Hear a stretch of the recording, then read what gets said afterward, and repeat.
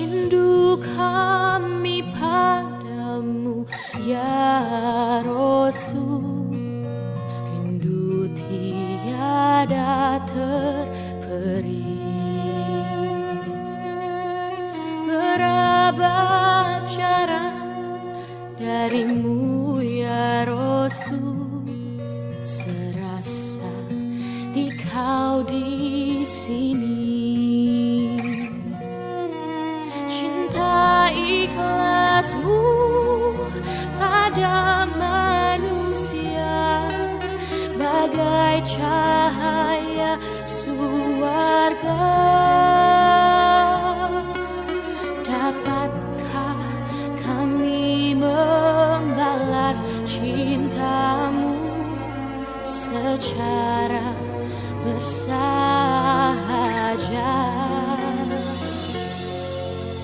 Rindu kami padamu ya Rasul, rindu tiada terperi. Berabad jarak darimu ya Rasul, serasa di kau di sini.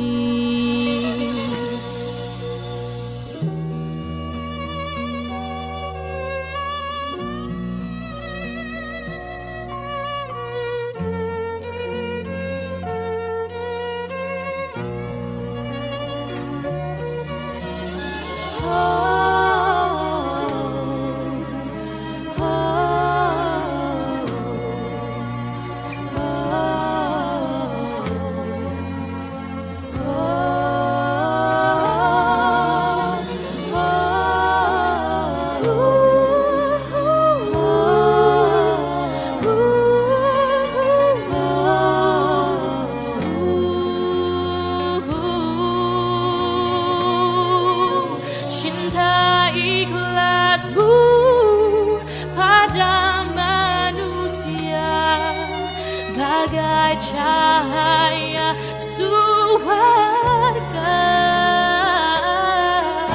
Mengenai masalah sosial, zakat, infak, sedekah, bulan Ramadan justru harus diperbanyak. Bukan punya uang itu untuk beli itu beli ini, ya. Bulan Ramadan harus diperbanyak. Di sana orang-orang yang harus dibantu oleh kita.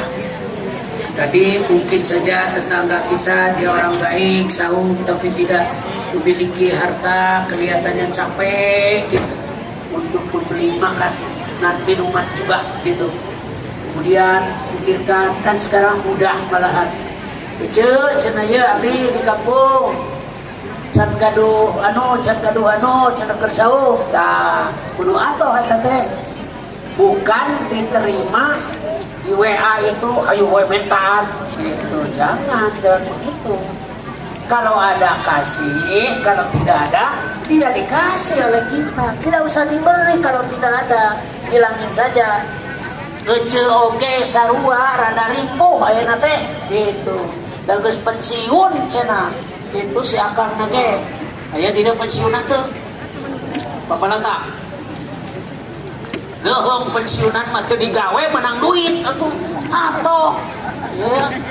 Digawe enak aja menang duit. Ustad mah gering teu digawe terayan pada duit. Kita nanti eta jeung pensiunan mah. Ya. Aya di mana ya? Boro-boro ke mana Pak Ustad? Tidak maca naon tidak mana anu cicing wae terayan. Sama disediakeun deui cenah karunya terayan. Jamaah rahimakumullah, di Indonesia sendiri bulan Ramadan itu memiliki sejarah yang sangat tinggi karena pada bulan Ramadan itulah kemerdekaan Indonesia waktu itu didengungkan, diproklamasikan.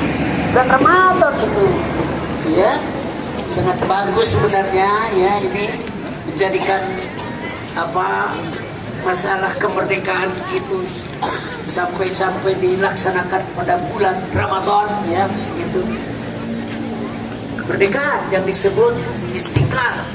Malah di Jakarta sekarang ada suatu masjid namanya Masjid Istiqlal itu kemerdekaan ya. Nah ini saya suatu waktu ada kalanya diundang juga ke sana ya untuk ceramah tertentu jadi Masjid Istiqlal itu. Oleh karena itu jamaah rahimakumullah ya, walaupun kemerdekaan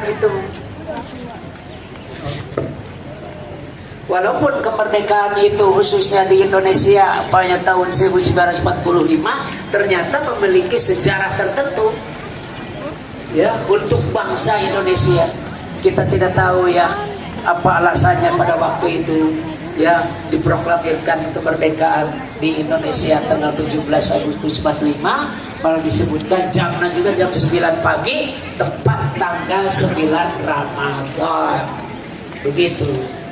Jadi kalau ada orang yang tidak suka terhadap umat Islam itu bika sebelen sebenarnya gitu kata orang Sunda, bika sebelen ya, biarin aja, itu kan keyakinan mereka, kenapa harus dibenci. Nah sekarang ini lagi banyak sekali apa yang disebut dengan orang-orang yang tidak suka terhadap kaum muslimin karena memang dilihat dari jasanya cukup tinggi di Indonesia itu sih ya.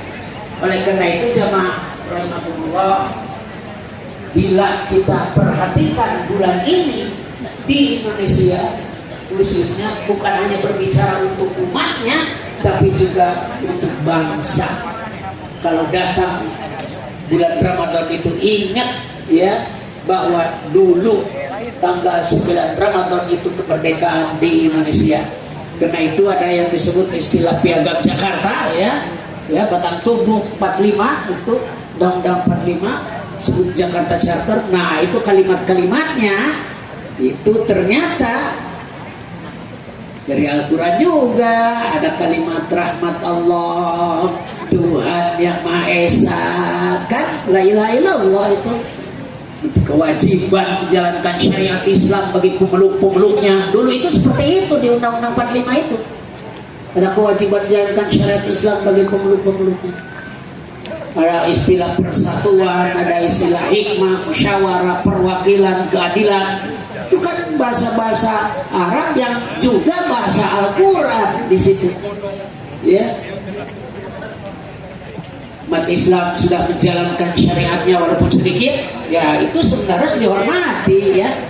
Apalagi kalangan ormas Islam sekarang bukan hanya urusan ibadah, tapi urusan muamalah pun sekarang dikembangkan. Ya, walaupun undang-undang di sana tetap saja seperti itu, karena selalu kembali pada Undang-Undang 45 katanya. Nah, pada akhirnya harus bagaimana keberadaan kaum muslimin itu supaya memelihara ajaran Islam ini secara baik dan kemudian betul-betul bersistem, bukan hanya urusan ibadah tapi urusan muamalah pun harus ikut.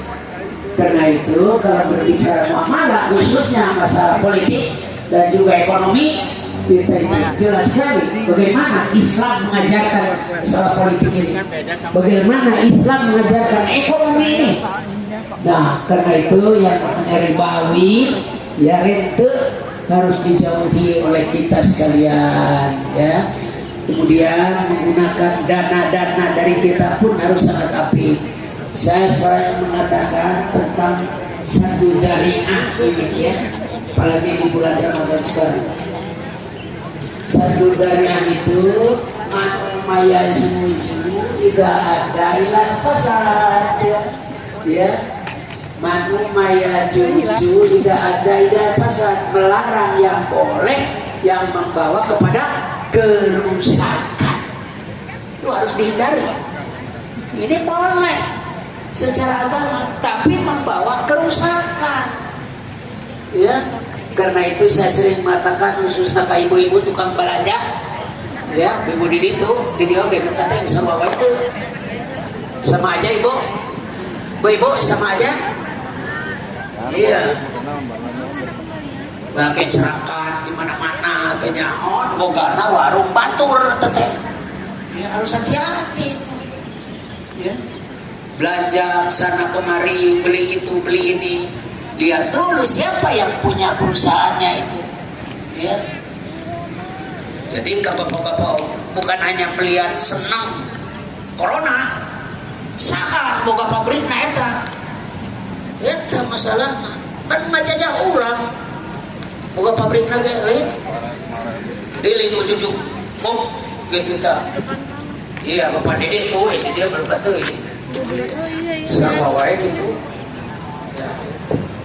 ya jamaah rahimakumullah dalam kehidupan keseharian kita yang sudah terdidik alhamdulillah walaupun sedikit terdidik oleh Al-Quran dalam berbagai aspek kehidupan termasuk masalah-masalah ekonomi pun kita harus berangkat dengan Al-Quran.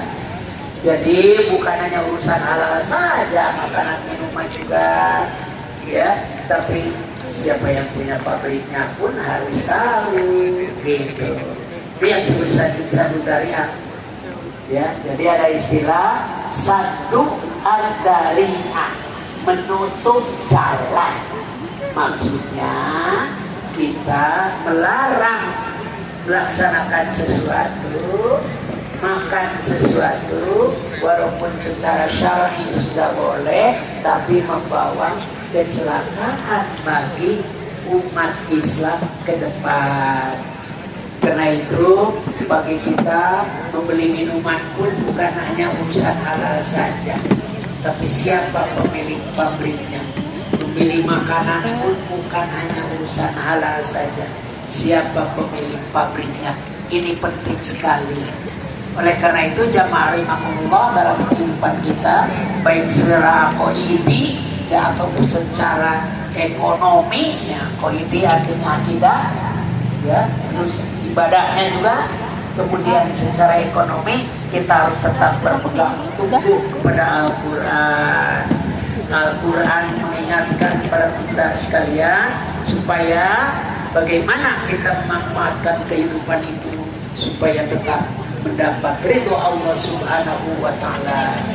Di sini saya tulis Indonesia yang belum dapat memanfaatkan kekayaan yang berlimpah, jatuh di surat Al-A'raf 31, Al-Isra 27 ya 16 ya, yaitu pertama ya, segala sesuatu itu harus yang boleh kita lakukan, itu yang boleh ya, yang boleh, tidak boleh jangan gitu ya.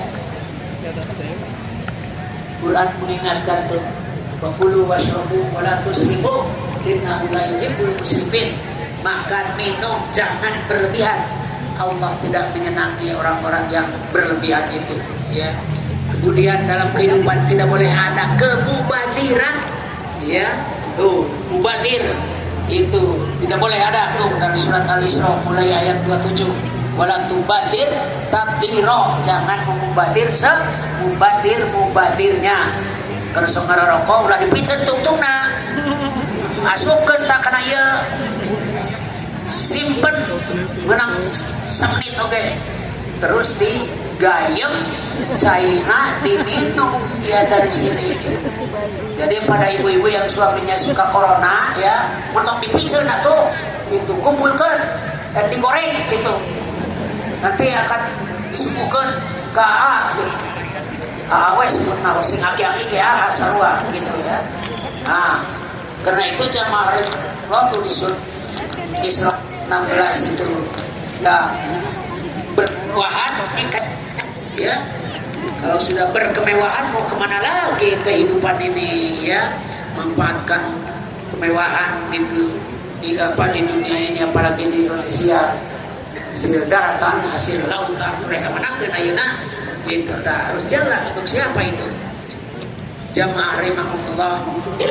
Karena itu dalam Al-Quran juga Allah mengingatkan fa'ina tadhabun, maka mau kemanakah kau pergi itu, mau kemana perginya gitu, mau di kemana kita ini, bahkan kalau yang lebih luas keluarga ataupun negeri lah, negara di kemana kerja kalau pemimpin itu benar kata Pak Presiden Mayina mudah-mudahan ya janji nalares gitu ya ya, itu janji nalares bisa dilaksanakan, implementasikan. Kami padamu ya Rasul, rindu tiada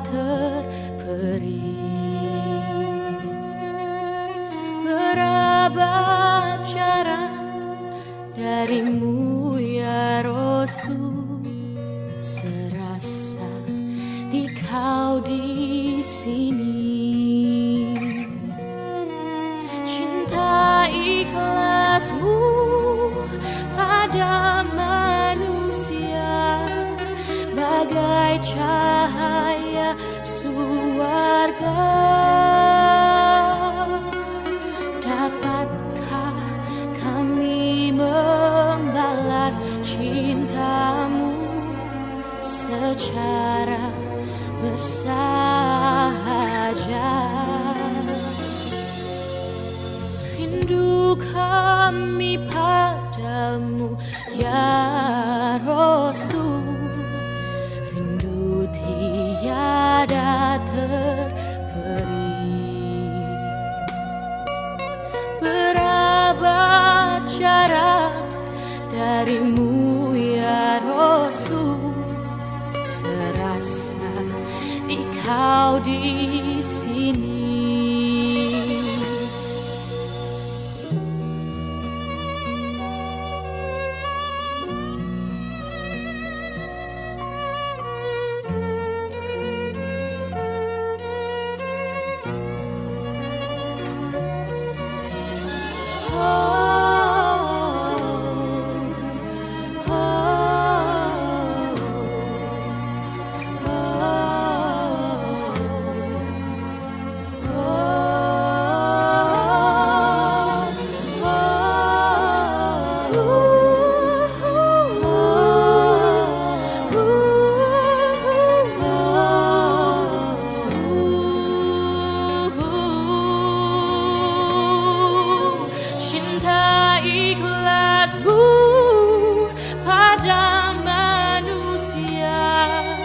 Bagai cahaya surga, dapatkah kami membalas cintamu secara bersahaja?